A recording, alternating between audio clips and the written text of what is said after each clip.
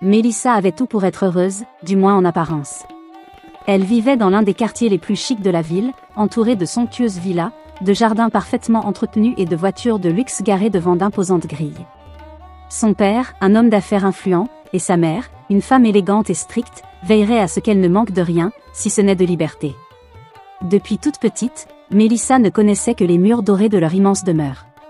Son quotidien était dicté par un emploi du temps millimétré, cours particuliers avec les meilleurs professeurs, cours de piano, cours de danse classique et lectures obligatoires. Côté finance et culture générale, tout était contrôlé, chaque décision était prise pour elle. Ses parents avaient une vision très claire de son avenir, elle devait exceller, être parfaite, et surtout ne jamais fréquenter n'importe qui. Les sorties étaient rares, toujours accompagnées de sa gouvernante ou de sa mère, et jamais sans autorisation préalable. Quant aux amis, ils devaient être issus du même milieu social. Mélissa s'était longtemps contentée de cette vie, pensant que c'était ainsi que les choses devaient se passer. Mais à 17 ans, l'envie de voir autre chose, de vivre seule, devenait insupportable. De sa fenêtre, elle regardait les jeunes de son âge rire et s'amuser dans les rues, goûtant à la liberté qui lui était interdite. Son seul échappatoire était les romans et les films qu'elle parvenait à regarder en cachette. Dans ces histoires, l'amour était passionné, rebelle et incontrôlable. Elle rêvait qu'un jour, quelqu'un viendrait bousculer son existence et lui ferait découvrir un monde inconnu. Elle ne savait pas encore que ce jour était proche. Un après-midi d'été, alors que Mélissa s'ennuyait dans sa chambre, un bruit inhabituel attira son attention. Elle se pencha discrètement vers la fenêtre et vit un camion de déménagement garé devant la maison voisine, inhabitée depuis des mois. Des cartons étaient transportés à l'intérieur par des déménageurs, tandis qu'une femme aux longs cheveux noirs donnait des instructions. Mais c'est la silhouette d'un jeune homme debout contre la voiture qui fit battre son cœur plus vite. Il portait une paire de jeans déchirés, un t-shirt noir et une veste en cuir, contrastant avec l'élégance classique des jeunes de son quartier. Ses cheveux bruns, légèrement ébouriffés, sa posture décontractée et son regard confiant le distinguaient immédiatement. Mélissa la regardait, fascinée, il avait l'air différent, dangereux peut-être, mais terriblement intrigant. Ce soir-là, même à table, elle n'avait qu'une idée en tête, savoir qui était ce garçon. Mais elle savait aussi que poser trop de questions éveillerait les soupçons. Son père aborda le sujet le premier. Les nouveaux voisins viennent d'arriver, une femme divorcée et son fils, semble-t-il. On ne sait rien d'eux, et ça m'inquiète, ajouta sa mère en posant fermement ses couverts. Mélissa fronça les sourcils. Pourquoi s'inquiéter? Il faut se méfier des gens qui s'installent ici, ce quartier a une réputation à préserver, continua son père. Mélissa n'écoutait plus. Son esprit était déjà ailleurs, tourné vers ce mystérieux voisin dont elle ignorait toujours le nom. Le lendemain, une occasion en or se présenta lorsqu'elle sortit dans le jardin, elle vit le garçon assis sur le muret qui séparait leur maison, une cigarette entre les doigts. Leurs regards se croisèrent, un frisson lui parcourut l'échine lorsqu'il sourit légèrement avant de détourner le regard. Elle savait déjà que ce garçon allait tout changer. Le lendemain soir, alors que ses parents étaient occupés par un dîner d'affaires, Mélissa s'aventura pour la première fois hors du chemin tracé pour elle. Elle s'approcha du portail de sa maison, jetant des regards prudents autour d'elle, puis fit un pas hors du périmètre sûr de son monde. Noé était là, adossé à un lampadaire. Il semblait l'attendre. Alors la bonne fille de la maison dorée ose enfin s'échapper, dit-il d'un ton moqueur. Mélissa sentit ses joues brûler. Je ne suis pas sage, murmura-t-elle, je parie que tu n'as jamais enfreint une règle de ta vie. Elle aurait pu le nier, mais elle savait qu'il disait la vérité. C'est ainsi que débuta leur premier échange. Noé était charmant, mystérieux, et savait exactement quoi dire pour la sortir de sa bulle. Les jours suivants, ils se rencontraient de plus en plus, toujours en secret, toujours avec cette excitation interdite. Pourquoi tes parents te surveillent-ils autant? Demande Noé un soir. Ils veulent que je sois parfaite, que je sois leur petite fille modèle. Et toi, que veux-tu? Elle resta silencieuse. Elle ne savait pas quoi répondre, mais elle savait ce qu'elle ressentait, un frisson, une chaleur nouvelle, une envie d'exister en dehors des règles. Un soir, alors qu'il se promenait dans le quartier désert, Noé s'arrêta. Tu fais ça souvent? Demanda-t-il en la fixant intensément. Faire quoi? Sortir avec un garçon que tu connais à peine, en cachette de tes parents? Mélissa secoue la tête. C'est la première fois. Il sourit, comme s'il s'y attendait. Puis, lentement, il s'approcha d'elle, son cœur battait à tout rompre. Elle savait qu'elle devait partir, que si ses parents la prenaient, elle serait perdue. Mais lorsqu'il posa sa main sur son bras, elle ne bougea pas. Il se pencha légèrement vers elle, réduisant la distance qui les séparait, et Mélissa retint son souffle. C'était un moment suspendu, un moment irréversible. « Tu as peur » murmura-t-il. Elle voulut répondre, mais avant qu'elle n'ouvre la bouche, Noé l'embrassa. Son premier baiser, une douce explosion dans sa poitrine, une nouvelle sensation qui la fit trembler. Lorsqu'ils se séparèrent, il la regarda avec un sourire en coin. Bienvenue dans la vraie vie, Mélissa. Elle savait qu'elle venait de franchir une ligne qu'elle ne pourrait jamais effacer. Les jours passèrent, et Mélissa était de plus en plus obsédée par Noé. Il était la première personne à lui donner l'impression d'être une femme et non une simple héritière sous contrôle parental. Chaque nuit, lorsque ses parents pensaient qu'elle dormait, elle s'éclipsait discrètement par la porte arrière du jardin pour le rejoindre en secret. « Tu sais que si on nous voit ensemble, je suis morte, n'est-ce pas ?» murmura-t-elle un soir. Alors qu'ils étaient assis sur le toit de la maison abandonnée au bout du quartier, Noé haussa les épaules, son sourire en coin, toujours aussi provocateur. « Ils ne comprendront jamais que tu es plus qu'une fille sage et obéissante. » Il se tourna vers elle, la fixant avec une intensité qui la fit frissonner. « Un jour, nous partirons d'ici, juste toi et moi, loin de ces règles et de ces attentes. Tu verras, nous serons libres. » Ces mots étaient profondément inscrits en elle. Pour la première fois, elle avait l'impression qu'un avenir existait en dehors des murs dorés de sa maison. Et puis, il y avait sa façon de lui parler, de la regarder, de la toucher. Quand il effleurait sa main du bout des doigts, un tourbillon de chaleur l'envahissait, quand il la prenait dans ses bras, elle se sentait protégée et vivante. Un soir, alors qu'ils étaient dans sa voiture, Noé passa un bras autour de ses épaules et la serra dans ses bras. « Tu es à moi, Mélissa. Rien, ni personne ne pourra jamais nous séparer. » Elle sourit naïvement. Elle voulait y croire. Après tout, il était le premier à l'avoir vue comme femme et non comme fille à surveiller. Ce qu'elle ne savait pas, c'est que chaque mot que prononçait Noé était soigneusement choisi, destiné à lui faire baisser toutes ses défenses. Mélissa savait qu'elle jouait avec le feu, mais plus elle enfreignait les règles, plus elle se sentait vivante. Ses parents ne se doutaient de rien. Elle mentait mieux que jamais. « Mélissa, tu as passé beaucoup de temps dans ta chambre ces derniers temps », a remarqué sa mère une nuit. « Maman, je révise pour mes examens », répondit-elle sans hésiter. Son père hocha la tête avec satisfaction. « C'est bien. Les études d'abord. » Elle continua à sortir en douce de la maison dès que l'occasion se présentait, chaque nuit étant plus intense que la précédente. Une nuit, alors qu'ils étaient dans la voiture de Noé, il posa une main sur sa cuisse, la caressant lentement. « Mélissa, arrête d'avoir peur. Tu sais que je t'aime, n'est-ce pas ?» Elle hocha la tête, le cœur battant. Mais elle savait aussi qu'il s'approchait dangereusement d'une limite qu'elle n'était pas sûre de vouloir franchir. Pourtant, comment lui résister ? Chaque fois qu'elle essayait de reculer d'un pas, il la rattrapait, avec ses mots doux, ses gestes tendres, ses promesses d'avenir. « Nous partirons bientôt, dès que j'aurai trouvé un moyen. Il faut juste me faire confiance. » Et elle le fit aveuglément. Mais ce qu'elle ne savait pas, c'est qu'un piège se refermait lentement sur elle. Un soir, alors qu'ils étaient seuls dans une chambre d'hôtel qu'il avait réservée en toute discrétion, tout a changé. Mélissa était nerveuse. Noé était patient, doux, irrésistible. « Tu veux qu'on attende ?» demanda-t-il en lui touchant le visage. « Non » murmura-t-elle. Elle n'était pas prête, et pourtant, une part d'elle ne voulait pas le perdre. Alors elle se laissa aller, persuadée qu'ils étaient faits l'un pour l'autre. Noé la regarda ensuite, lui caressant tendrement les cheveux. « Tu es à moi maintenant. » Un mélange d'émotions la traversa. Excitation, anxiété, son bonheur et un étrange sentiment d'irréversibilité. Mais au fond d'elle, elle n'avait aucun doute qu'il l'aimait. Elle était prête à tout pour lui. Ce qu'elle ne savait pas, c'est que pour lui, elle n'était qu'une conquête de plus, et que bientôt il disparaîtrait comme s'il n'avait jamais existé. Mélissa se sentait bizarre ces derniers jours. Nausée matinale, une sensation de vertige dont il fallait se lever trop vite. Au début, elle n'y avait pas prêté attention, mettant ça sur le compte le stress des examens et des nuits blanches passées avec Noé. Mais un matin, alors qu'elle se brossait les dents, une violente nausée la fit courir aux toilettes. Elle se pencha au-dessus des toilettes, les mains tremblantes, le souffle court. Non, ce n'est pas possible. L'angoisse commença à monter. Elle essaya d'ignorer l'idée qui grandissait en elle, mais plus elle y pensait, plus son cœur battait vite.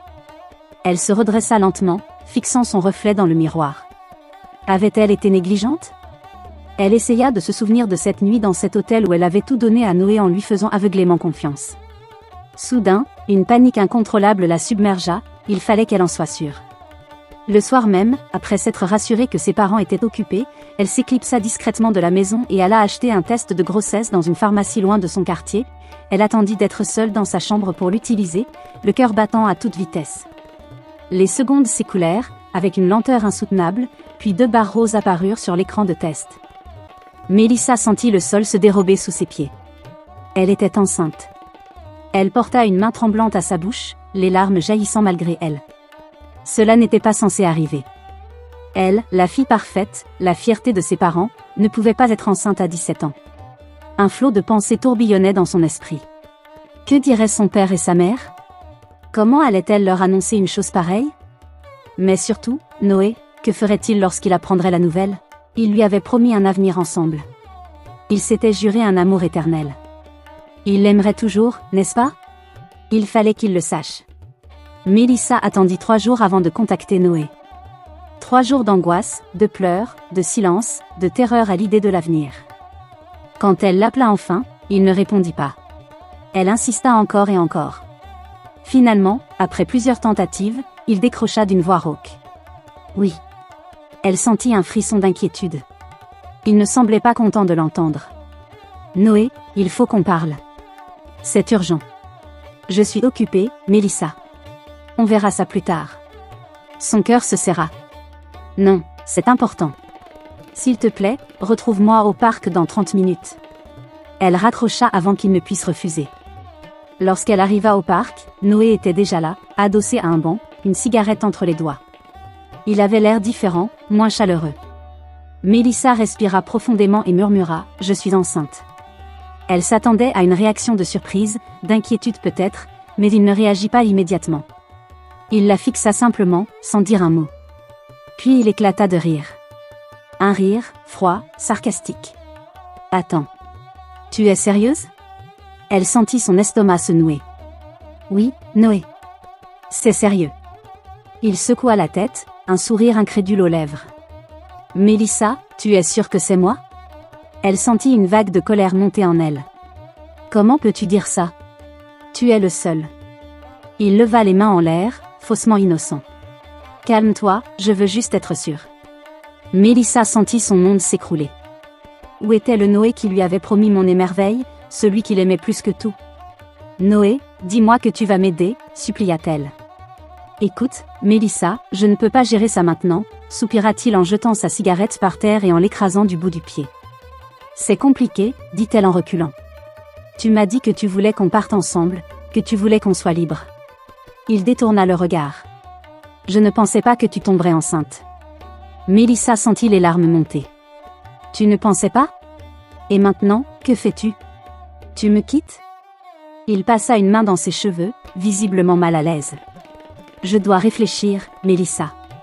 Réfléchir? Elle pleura, il la regarda avec une lueur de lassitude. Je te rappelle. Puis, sans un mot de plus, il tourna les talons et s'éloigna, la laissant seule dans le froid du soir. Les jours passèrent, et Noé ne rappela jamais. Mélissa essaya de le joindre des dizaines de fois, il ne répondit pas.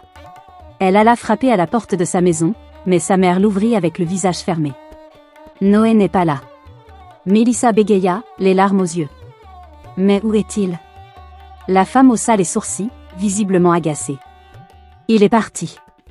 Mélissa sentit son souffle se couper. Parti? Oh. Ça ne te regarde pas, Mélissa. Et je te conseille d'oublier mon fils. Et sur ces mots, elle referma la porte, sans la moindre hésitation. Mélissa resta figée sur les marches. Noé avait disparu sans prévenir, sans un au revoir. Il avait balayé son existence comme si elle n'avait jamais compté. Mélissa sentit ses jambes céder. Elle s'effondra sur le trottoir, le visage caché dans ses mains, étouffant un sanglot douloureux. Elle était seule. Seule avec un bébé qu'elle ne savait pas élever. Seule avec un secret qui allait bientôt exploser et détruire la vie qu'elle connaissait. Tout était fini. Mélissa savait que ce moment allait arriver. Depuis la disparition de Noé, la peur grandissait en elle comme une ombre menaçante. Mais elle n'avait plus le choix. Son ventre commençait à s'arrondir et bientôt elle ne pourrait plus cacher son secret. Un matin, alors qu'elle se préparait dans sa chambre, sa mère entra sans frapper. « Mélissa, viens au bureau de ton père. » Aussitôt, son cœur se serra, Elle le savait en descendant l'escalier de marbre, chaque pas sonnait comme une condamnation. Lorsqu'elle entra dans le bureau de son père, il était debout, les bras croisés, le regard glacial. « Assieds-toi. » Sa mère était assise à côté d'elle, une expression de dégoût et de colère silencieuse sur le visage. Son père prit une profonde inspiration avant de parler d'une voix aigre. « On m'a dit quelque chose d'inquiétant à ton sujet, Mélissa. J'espère que ce n'est pas vrai. » Elle sentit ses mains trembler sur ses genoux. « Tu es enceinte ?» Le silence s'abattit sur la pièce comme une lame. Mélissa ouvrit la bouche pour répondre, mais rien ne sortit. Sa mère poussa un cri étranglé avant de se lever brusquement. « Comment oses-tu » hurla-t-elle, « tu as souillé notre nom, Mélissa. » Son père, lui, ne hurla pas. Il la fixa simplement avec un mélange de colère et de déception absolue dans les yeux. « Qui est le père » demanda-t-il d'une voix contenue. « C'est Noé, dit-elle. » Sa mère éclata de rire amer et cruel. « Bien sûr. Ce garçon délinquant. Et où est-il maintenant, Mélissa ?» Elle détourna le regard. Son père se leva lentement. « Tu nous as trahis. Pourquoi nous nous sommes battus ? Tu nous as couverts de honte. » Les mots lui transpercèrent le cœur comme des couteaux. « Papa, je suis désolée. »« Tais-toi » le coupa-t-il sèchement. Mélissa sentit son corps se rétracter sous la violence de sa voix. « Tu vas quitter cette maison immédiatement. » Mélissa sentit son souffle s'accélérer. « Quoi ? Tu nous as déshonorés. Je refuse qu'une fille soit enceinte d'un inconnu sous mon toit. » Elle se tourna vers sa mère, cherchant une once de compassion. « Maman, s'il te plaît. » Mais sa mère détourna le regard. « Tu nous as trop fait de mal. Mélissa, prends tes affaires et pars. » Son monde s'effondra. Elle avait perdu Noé, et maintenant elle perdait aussi sa famille. Les portes de la villa se refermèrent derrière elle. Mélissa était seule. Elle n'avait nulle part où aller. Son téléphone fut aussitôt coupé et sa carte bancaire bloquée. Habituée au luxe et au confort, elle se retrouva aérée en ville. Un simple sac à dos contenant quelques vêtements et une poignée de billets que sa gouvernante lui avait discrètement glissés dans la main avant de partir. Que faire ? Où aller ? La nuit tombait, et le froid s'installait. Elle n'avait jamais connu ce sentiment, la peur de ne pas savoir où dormir. Après des heures de marche, elle trouva refuge dans un petit parc désert. Elle s'assit sur un banc, épuisée, affamée, le corps meurtri par le poids du désespoir. Elle voulait disparaître. Ses larmes coulaient en silence. Elle se demandait comment elle était arrivée là. Elle pensa à Noé, à ses promesses de liberté et d'amour éternel. Tout était mensonge. Elle posa une main tremblante sur son ventre. « Je suis désolée, mon bébé. » Ce fut à ce moment-là qu'elle sentit une main douce se poser sur son épaule. Mélissa sursauta. Devant elle, une femme mûre, enveloppée dans un grand foulard coloré, la regardait avec inquiétude. « Dahlia ?» Elle cligna des yeux, choquée. « Nila ?» murmura Mélissa, presque incroyable. Nila avait été leur servante pendant des années, avant d'être brutalement renvoyée par sa mère pour une raison futile. « Ma fille, que fais-tu ici dans cet état ?» demanda Nila en la regardant tendrement. Mélissa baissa la tête, honteuse. « Je suis enceinte et mes parents m'ont chassée. » Nila resta silencieuse un moment, puis elle soupira et prit doucement la main de Mélissa. « Viens avec moi. » Sans réfléchir, Mélissa se laissa guider. Nila la conduisit dans un quartier plus modeste, loin du luxe dans lequel elle avait grandi. Elles arrivèrent devant une petite maison, simple mais chaleureuse. « Entre, ma fille. Ici tu seras en sécurité. » Mélissa entra, submergée par une vague d'émotions. Dans cet humble lieu, elle sentit, pour la première fois depuis longtemps, la chaleur humaine. Nila lui servit un repas chaud, et lui tendit des vêtements propres. « Tu peux rester ici aussi longtemps que tu en auras besoin. Je ne te laisserai pas seule. » Mélissa sentit des larmes couler sur ses joues. Elle n'était pas seule et, pour la première fois depuis des semaines, elle sentit un espoir grandir en elle. Mélissa se réveilla dans la petite maison de Nila. Son cœur était lourd mais un peu plus apaisé. Pour la première fois depuis des semaines, elle n'était pas seule. Mais la réalité la rattrapa rapidement. Elle avait tout perdu, sa famille, son confort, ses privilèges. Il lui fallait désormais apprendre à survivre. Nila lui apporta un plateau de petit déjeuner et s'assit devant elle.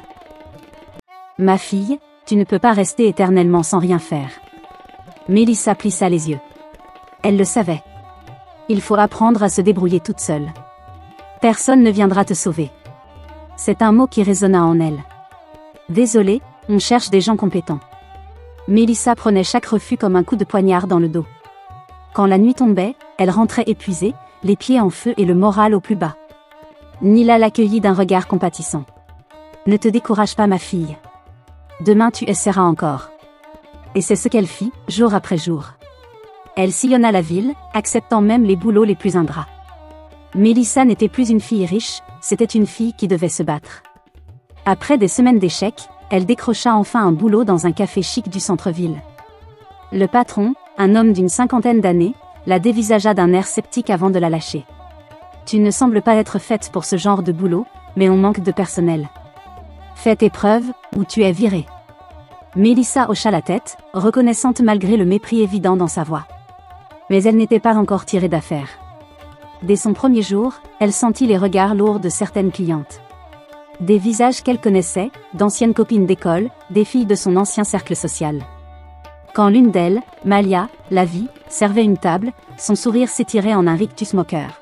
« Que fais-tu ici, Mélissa ?» Mélissa sentit son visage brûler de honte, mais elle gardait la tête haute. « Je travaille comme tout le monde. C'est fou comme la vie change. Avant, tu nous servais des brunchs de luxe, et maintenant tu nous apportes nos commandes. » Mélissa serra les poings et les dents, mais elle ne céda pas. Elle fit ce qu'elle avait à faire. Elle leur servit le café avec dignité et continua son service, ignorant les moqueries.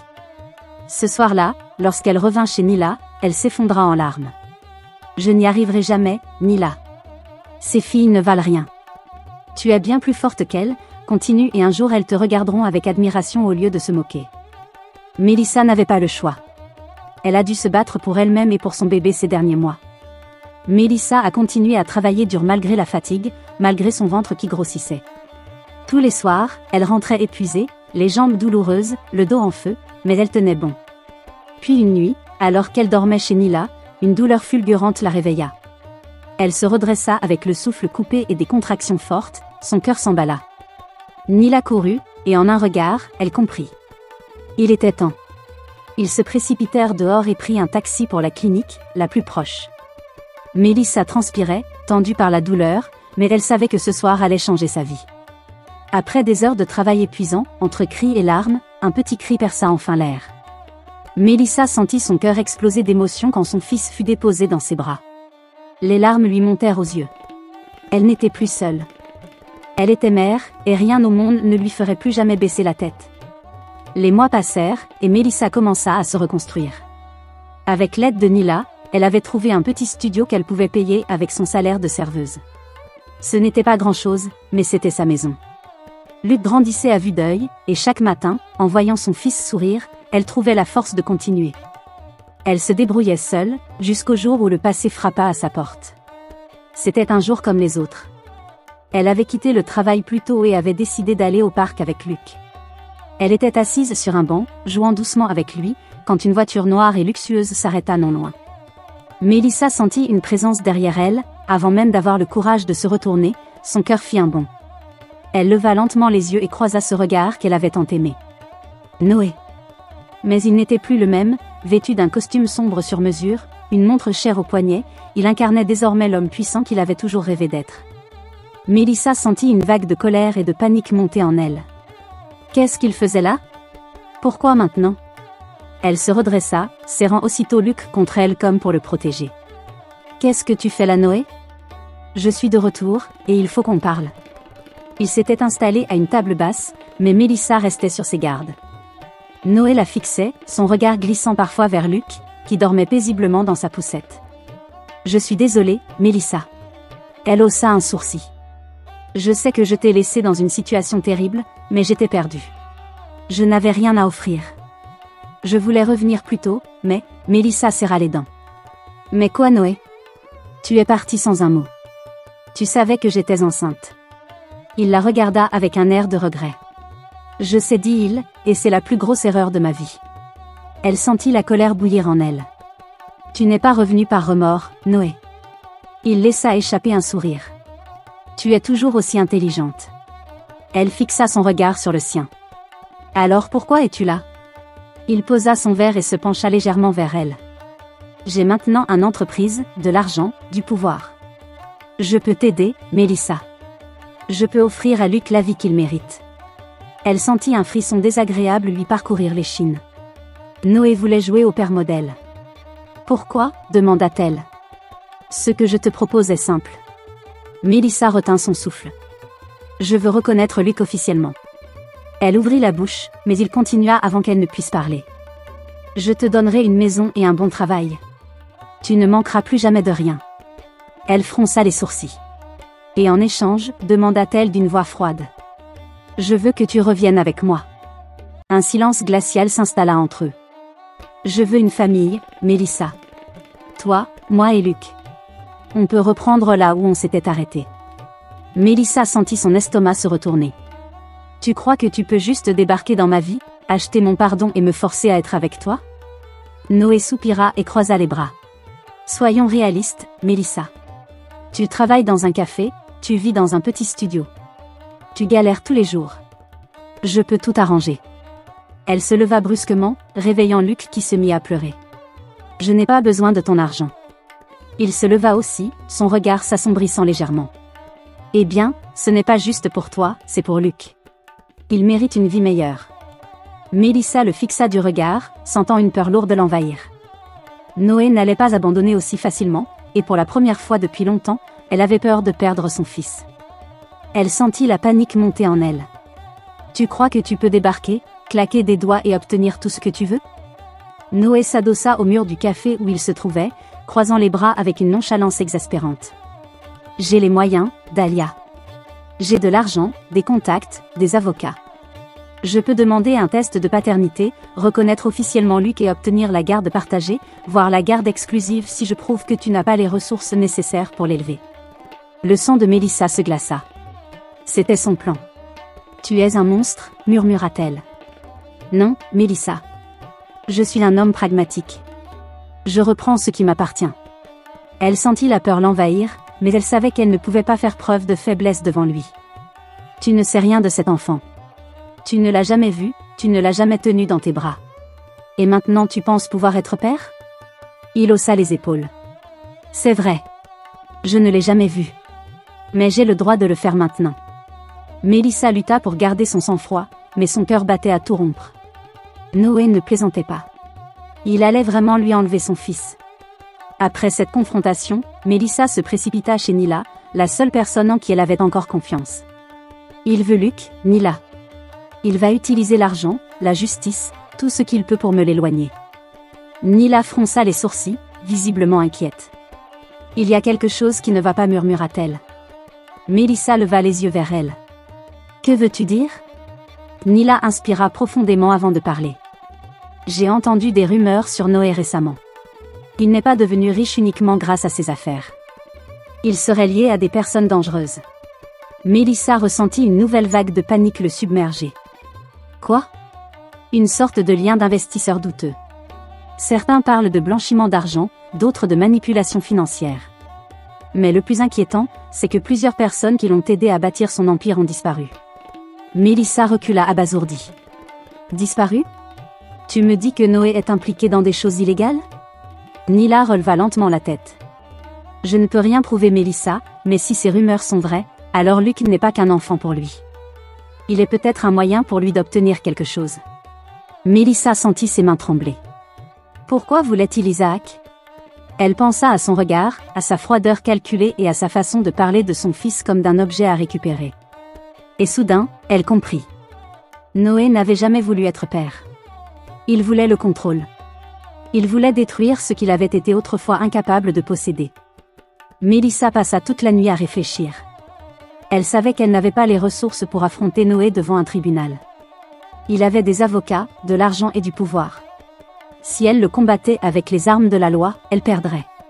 Elle tourna la tête vers le berceau de Luc. Son petit garçon dormait paisiblement, inconscient du chaos qui l'entourait.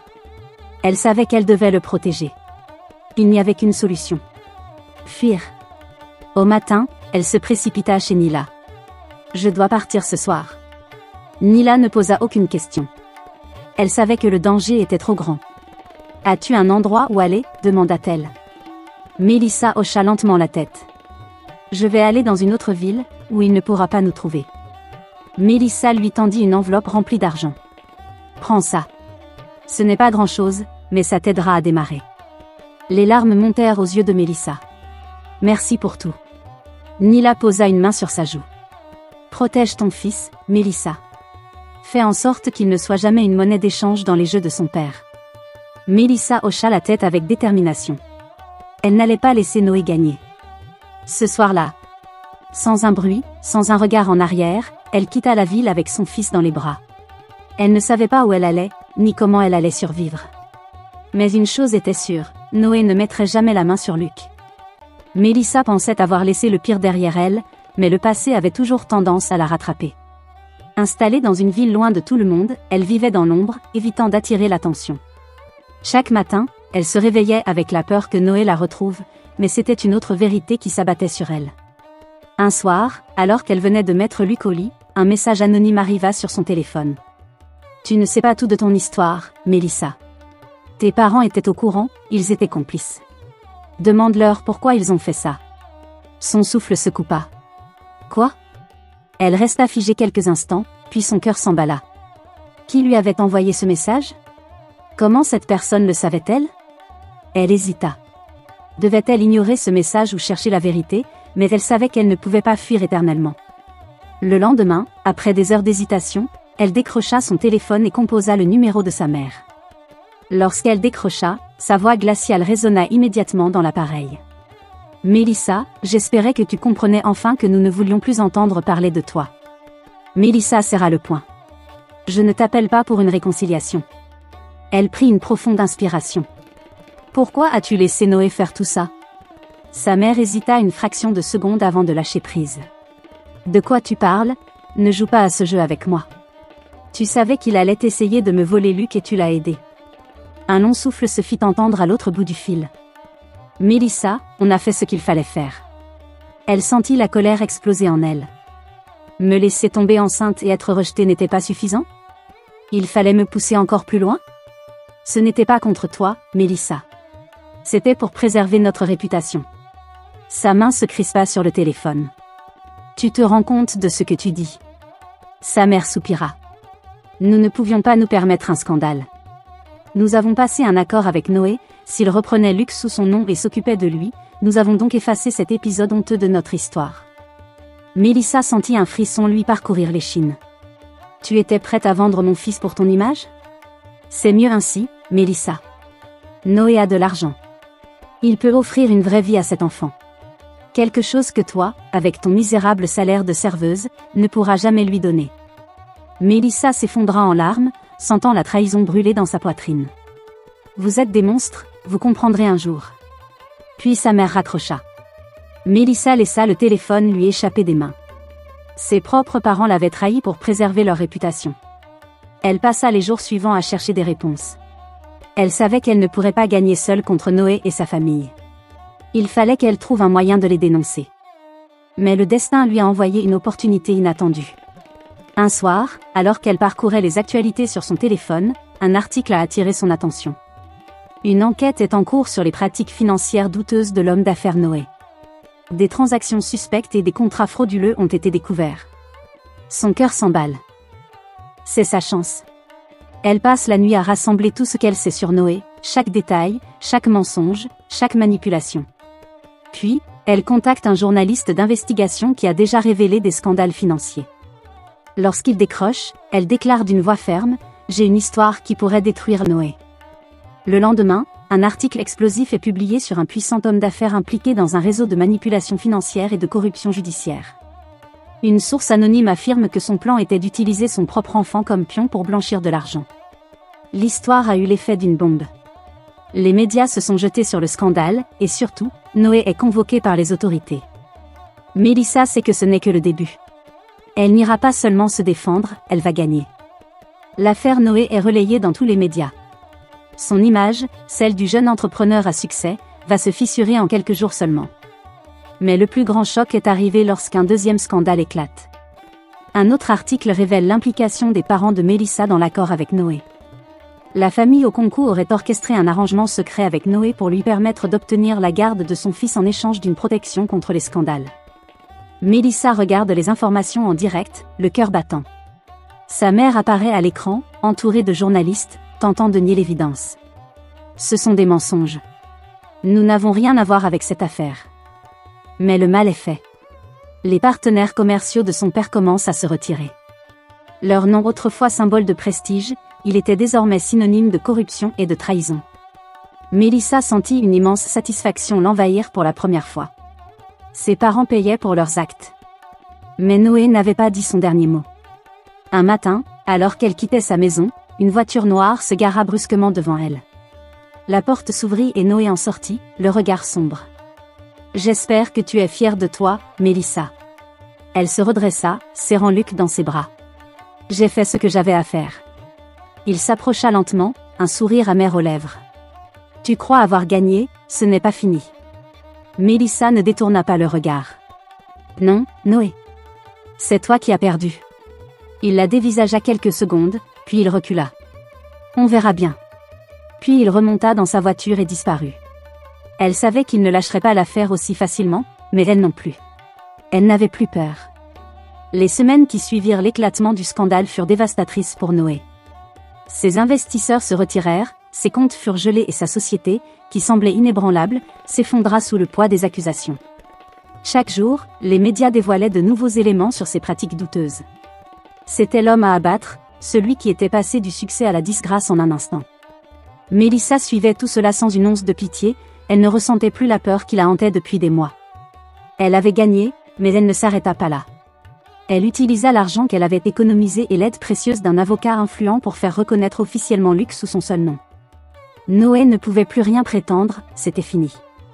Il était seul, ruiné et détruit, et elle s'élevait. Alors que Melissa reprenait le contrôle de sa vie, ses parents tentèrent de revenir. Un jour, elle reçut une invitation à dîner dans un restaurant chic, envoyée par sa mère. Elle hésita. Pourquoi maintenant ? Pourquoi après l'avoir rejeté, après avoir tenté de vendre son fils, cherchait-il à la revoir ? Elle accepta, mais cette fois-ci elle n'était plus la même Melissa. Lorsqu'elle entra dans le restaurant, son père et sa mère étaient déjà à table, vêtus de leur élégance habituelle. Sa mère laissa échapper un sourire calculé. « Melissa, ma chère, tu es radieuse. » Son père hocha la tête. « Nous avons beaucoup réfléchi. Nous avons fait des erreurs. Nous aimerions tourner la page. » Melissa les regarda froidement. « Tourner la page ?» Elle croisa les bras, impassible. « Tu m'as chassé, tu as voulu vendre mon fils. Tu as préféré sauver ton image plutôt que ta propre fille. Et maintenant que tu as perdu ta réputation, tu veux que je revienne ? Ce n'est pas ce que nous voulions dire. » Melissa posa calmement son verre sur la table. « Je vais te faciliter la tâche, je ne reviendrai pas. » Un lourd silence s'installa. Son père fronça les sourcils. Melissa réfléchit attentivement. Elle se leva lentement.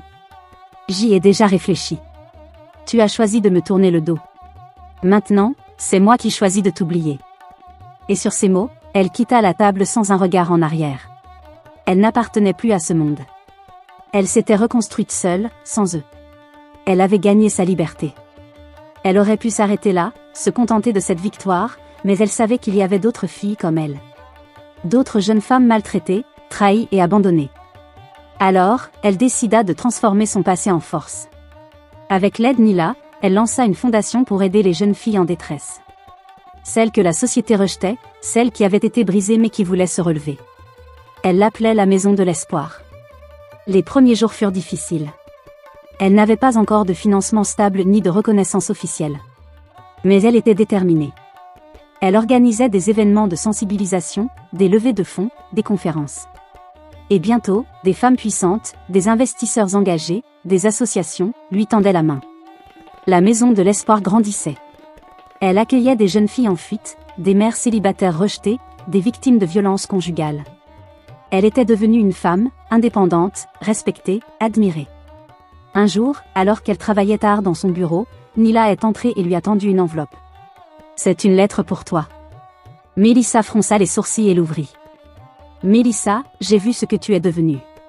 J'espère qu'un jour tu me pardonneras, Noé. » Elle sourit, sans amertume, sans douleur. Elle n'avait plus besoin de le haïr, car désormais, elle était bien plus forte que lui. Elle avait gagné. Luc avait grandi, épanoui et insouciant, loin du chaos dans lequel il était né. Mélissa l'observait tendrement, une tasse de thé chaud dans les mains. Elle avait réussi, plus de menaces, plus de peur. Elle avait battu Noé, laissé son passé derrière elle, et battu une vie paisible pour elle et son fils. La maison de l'espoir continuait de grandir, et chaque jour, davantage de femmes reconstruisaient leur vie. Et elle était passionnée par son travail. Mais surtout, elle se sentait libre. Libre de vivre sans avoir à plaire à qui que ce soit, sans avoir à obéir aux attentes d'un monde qui l'avait rejetée, elle n'était plus la petite fille enfermée dans une prison dorée. Elle était Mélissa. Forte, indépendante et enfin en paix. Un après-midi, alors qu'elle revenait d'un séminaire, elle trouva une lettre glissée sous sa porte. Elle reconnut immédiatement l'écriture élégante et soignée de sa mère. Hésitante, elle ouvrit l'enveloppe. « Mélissa, je sais que je ne mérite pas ton pardon, mais je voulais te dire que je regrette d'avoir laissé l'orgueil et la peur dicter mes choix. J'ai perdu ma fille à cause de mon arrogance, et je m'en rends compte trop tard. Si jamais tu trouves la force de me parler, je serais honorée d'avoir une seconde chance, ne serait-ce que pour te dire à quel point je suis désolée. » Elle resta longtemps immobile, relisant ces mots encore et encore. Le soir même, elle prit son téléphone et composa un numéro qu'elle n'avait pas composé depuis des années. Après quelques sonneries, la voix de sa mère retentit, tremblante. « Mélissa », elle respira et répondit doucement, « oui. » Ils parlèrent longtemps, non pas pour tout oublier, ni pour redevenir ce qu'ils étaient avant, mais pour tourner la page. Mélissa pardonna, non pas pour eux, pour elle-même, car elle savait que le pardon n'était pas une faiblesse, mais une libération.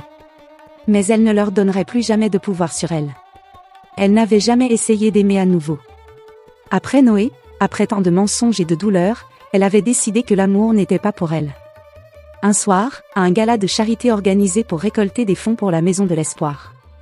Elle discutait avec quelques donateurs lorsque son regard croisa celui d'un homme. Il était grand, marqué par la maturité et l'assurance, vêtu d'un costume parfaitement taillé. Mais ce n'était pas son apparence qui la troublait. C'était son regard. Un regard profond, sincère, sans manipulation. Il s'approcha et lui tendit la main avec un sourire franc. « Bonsoir, je suis Loïc. J'admire énormément votre travail. » Mélissa hésita une fraction de seconde, puis lui serra la main. Mélissa, ravie. C'était le début de quelque chose qu'elle n'avait jamais connu. Un amour lent, doux et respectueux. Loïc ne lui faisait pas de promesses passionnées. Il ne cherchait pas à la posséder. Il ne jouait pas avec ses émotions. Il était là, simplement avec elle. Elle avait compris que l'amour ne devait pas être une cage, ni une illusion. L'amour était une main tendue, un soutien, un refuge. 1 an plus tard, il devint son mari, et Luc, qui n'avait jamais eu de figure paternelle stable, trouva enfin un père digne de ce nom.